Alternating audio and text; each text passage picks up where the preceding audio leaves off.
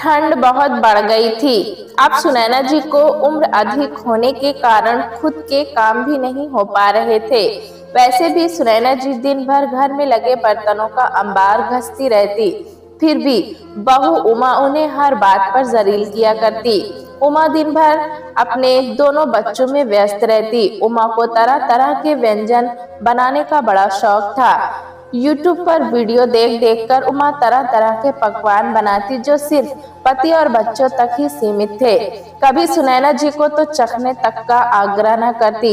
बेचारी सुनैना जी के हिस्से तो सिर्फ बर्तन आते।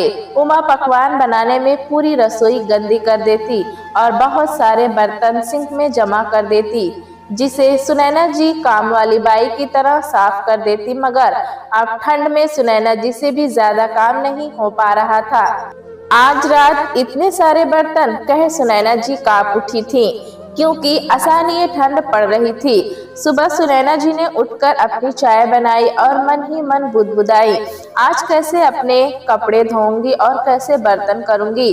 थोड़ी देर बाद उन्होंने देखा कि बहू उमा सभी के कपड़े वॉशिंग मशीन से निकाल रही थी। उसने सभी के कपड़े मशीन में धोने डाले थे। सुनैना जी ये देखकर बोली, बहू तुम सभी के कपड़े मशीन में धो रही हो तो मेरे कपड़े भी मशीन में धो देती। मशीन में कपड़े अच्छे से धुल जाते हैं और ठंड भी अब असहनीय हो गई है। ठंड में मेरे हाथ भी सूज जाते हैं। सुनैना जी के मुंह से अभी इतना निकला ही था कि उमा गुस्से में लाल हो गई। बुढ़िया, तेरी ये मजाल, तू मुझे अपने कपड़े धोने को बोलेगी? तेरी नौकर हूँ क्या मैं? इतने में उमा अपनी सास सुनैना जी के बाल पकड़कर जोर से खींचकर उन्हें धक्का दे देती है।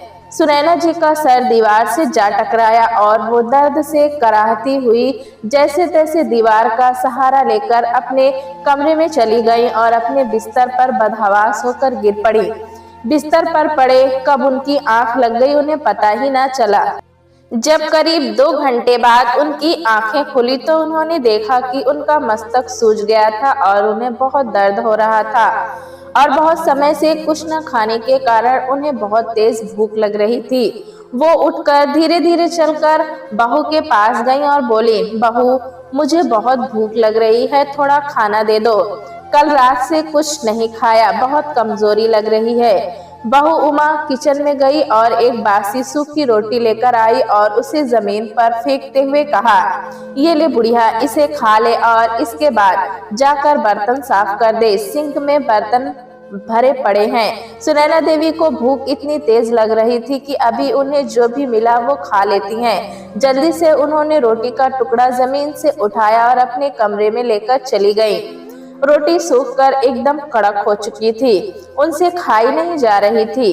उन्होंने थोड़ा पानी लेकर रोटी को पहले उसमें डुबो दिया, फिर जब रोटी थोड़ी नरम हो गई तो उसे पानी से निकालकर खाने लगी। सुनैना देवी के दिन ऐसे ही कटने लगे। हर 2-3 दिन पर 1-2 रोटी उन्हें ऐसे ही फेंक कर उनकी बहू देती थी।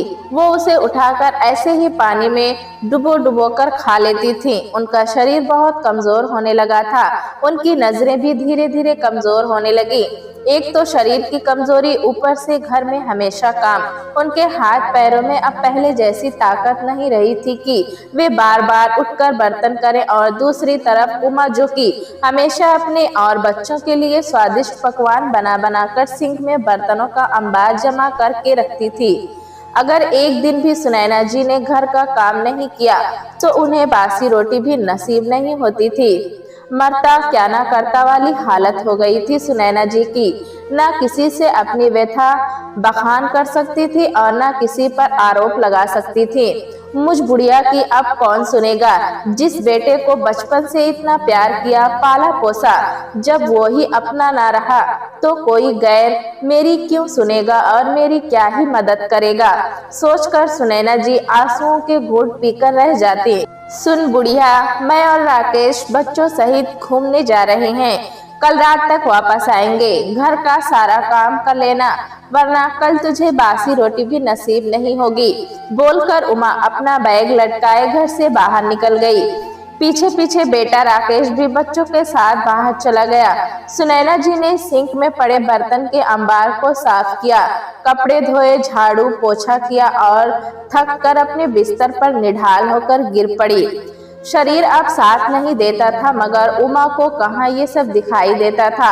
उसने तो सुनैना जी को बस काम वाली बाई की तरह समझ रखा था। नहीं, काम वाली को भी लोग खाना अच्छा ही देते होंगे।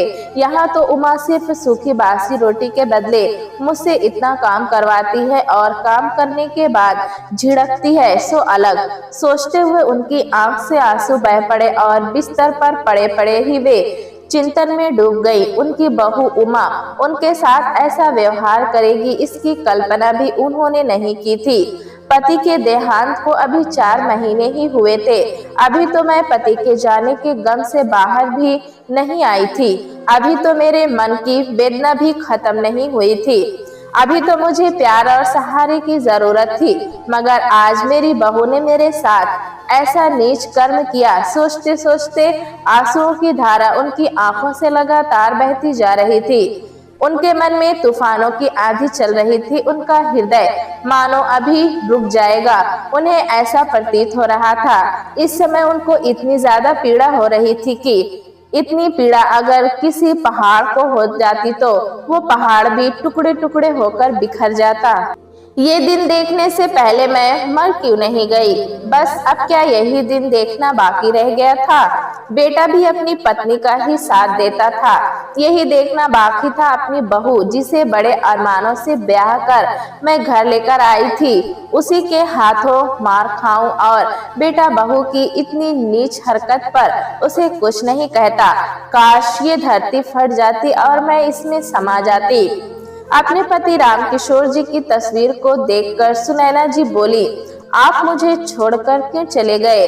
काश आपके बदले मैं चली जाती तो आज ये दिन देखना तो नहीं पड़ता। सुनैना देवी जी अपने पति रामकिशोर जी को याद कर करके और भी ज्यादा रोने लगी थी। सुनैना देवी जी अतीत के गलियारे को खो जाती। जब मैं इस घर में ब्याह कर आई थी, क्या था उनके पास? एक मिट्टी का छोटा सा कच्चा घर। मैं दिन रात काम करती, सास ससुर की सेवा के लिए एक पैर पर खड़ी रहती। जब मुझे लाख जतन के बाद भी माँ बनने का सुख प्राप्त नहीं हो रहा था, मैंने कितने मंदिरों के चक्कर काटे, कहाँ कहाँ जाकर धागे बांधे, बाबा भगवान दर दर जाकर फरियाद मांगी। तब जाकर शादी के 7 साल के बाद राकेश का जन्म हुआ।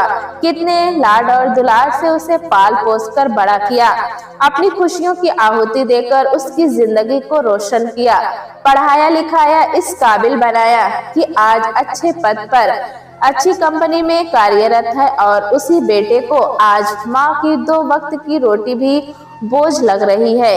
वही बेटा अब माँ के पास कभी बैठता तक नहीं, एक ही घर में रहकर खैर खबर तक नहीं लेता और बस पूरे दिन पत्नी की गुलामी में लगा रहता है। सुनैना देवी जी पूरी रात रोती रहती हैं। उनकी आंखें रोते रोते सूज जाती हैं। उन्हें किसी तरह करार नहीं आ रहा था। बेटा बहू पोते पोती सभी रात को घर आ जाते हैं, मगर दोपहर से रात और रात से सुबह हो गई थी, लेकिन बेटा बहू उनके पास नहीं आए। इस बात की उन्हें और भी ज्यादा तकलीफ हो रही थी।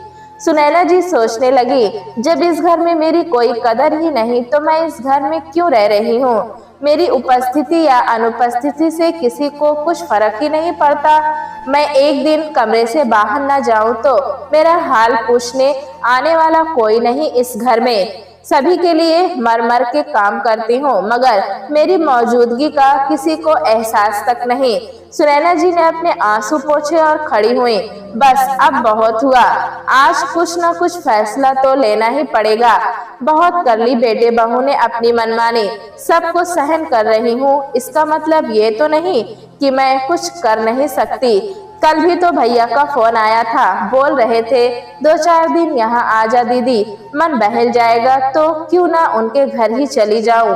सोचकर सुनैना जी ने एक बैग लिया और उसमें उन्होंने अपने कुछ कपड़े रखे, जमीन और घर के कागजात रखे, जितना भी गहने उनके पास थे अपने बैग में रखे और अपने घर से निकल पड़ी।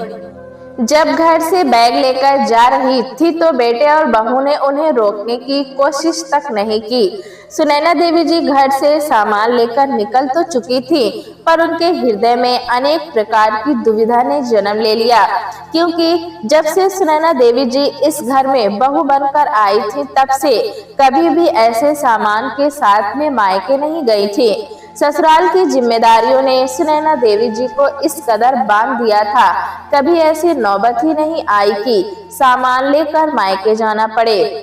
एक रात के लिए रामकिशोर जी के साथ अपने मायके जाती थी और वापस उन्हीं के साथ लौटकर आ जाती थी। जब सुनैना जी की मां जिंदा थी, वो भी बेटी के मायके न रुकने के कारण खफा हो जाती थी, मगर सुनैना जी जब घर और ससुराल की जिम्मेदारियों का पिटारा खोलकर मां के सामने बताती, तो मां कहती, मेरी बेटी अपने ससुराल की इतनी फिक्र करती है, मेरे लिए यही काफी है। देखना, तुझे भी तेरे जैसी ही बहू मिलेगी एक दिन।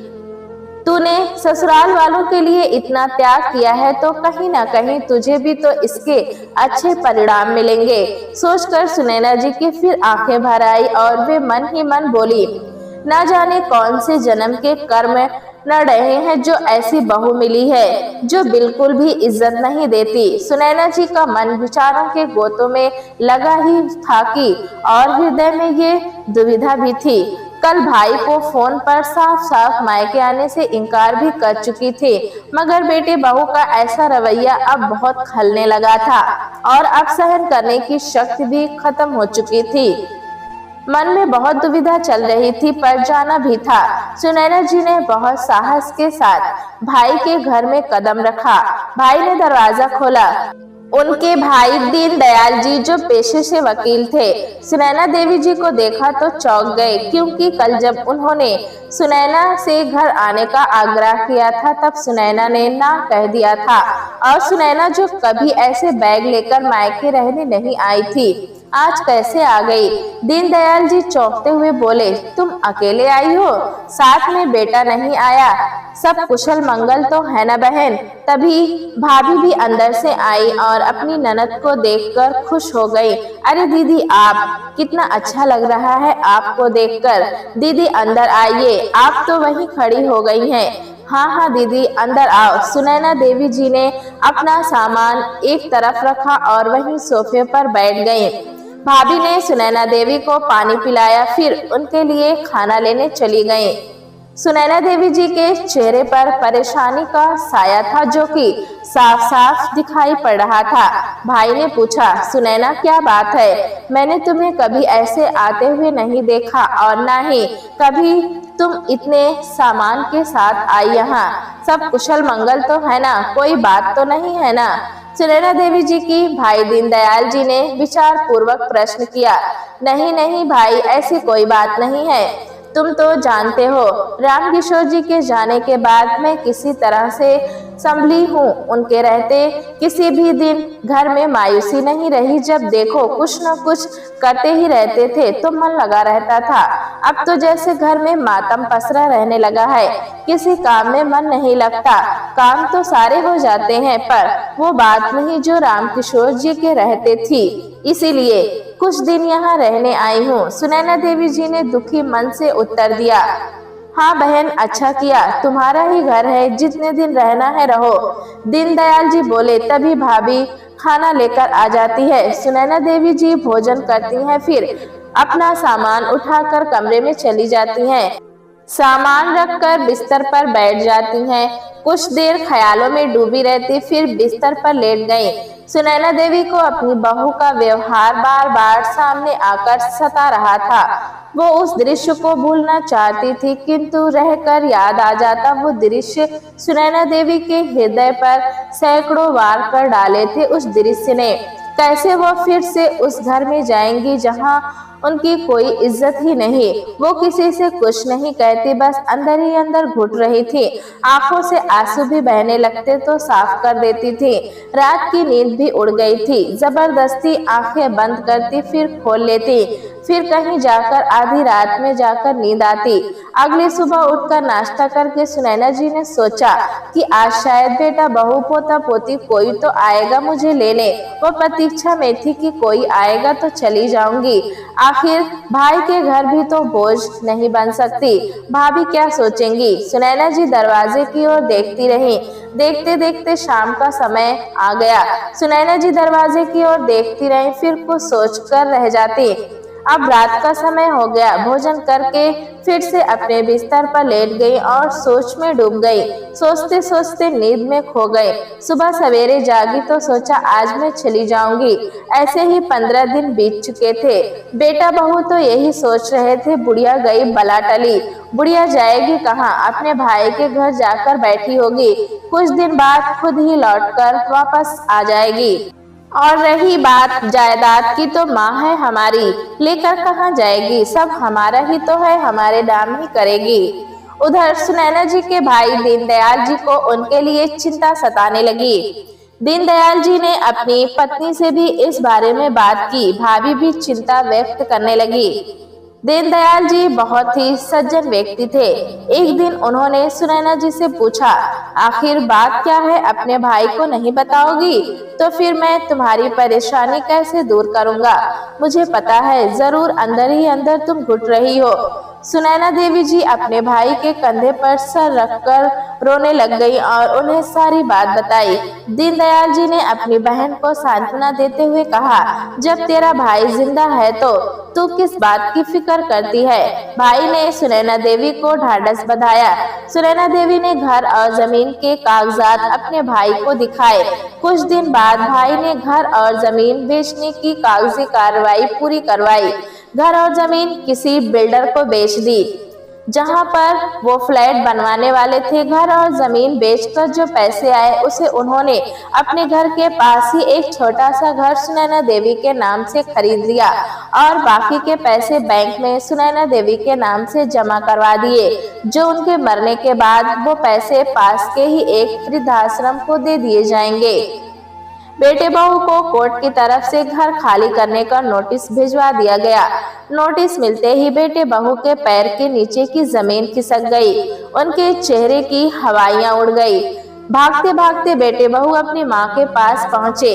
आखिरकार माँ के पैरों में गिर गए। माँ, हमें माफ कर दीजिए, हमारे साथ ऐसा मत करिए, अब हमसे आगे ऐसी गलती नहीं होगी, चलिए हम सब मिलकर एक साथ रहेंगे।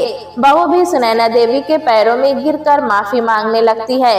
माँ जी, मुझे माफ कर दीजिए, मैं आपकी खूब सेवा करूंगी। सुनैना देवी ने कहा, वो तो रामकिशोर जी सब मेरे नाम कर गए थे, इसलिए आज मैं यहाँ खड़ी भी हूँ, नहीं तो तुम लोगों ने तो मुझे जीते जी मार ही डाला था। तुम लोगों ने जब मेरी सुध ना ली तो अब मैं क्यों तुम्हारी सुनूं। एक माँ तुम्हें क्षमा कर भी दे, लेकिन ये एक विधवा बूढ़ी औरत तुम्हें क्षमा नहीं करेगी। तुम लोगों ने इतने दुख दर्द दिए, इतने घाव दिए हैं कि ये मोम जैसा दिल पत्थर बन चुका है। जो दर्द मैं सह चुकी हूँ उसका बदला तुम कभी भी नहीं उतार सकते, इसलिए तुम्हारी यही सजा है। अब कहीं भी जाकर रहो, अब आगे की जिंदगी मुझे सुख शांति और चैन से जीनी है। इतना कहकर सुनैना देवी अपने घर से चली गई। ये सुनैना जी का अंतिम फैसला था। बेटे बहू मुंह लटकाए खड़े के खड़े देखते रह गए। प्यारे दोस्तों, कहानी कैसी लगी हमें कमेंट में जरूर बताएं। चैनल पे नए हैं तो एक लाइक और सब्सक्राइब करना ना भूलें।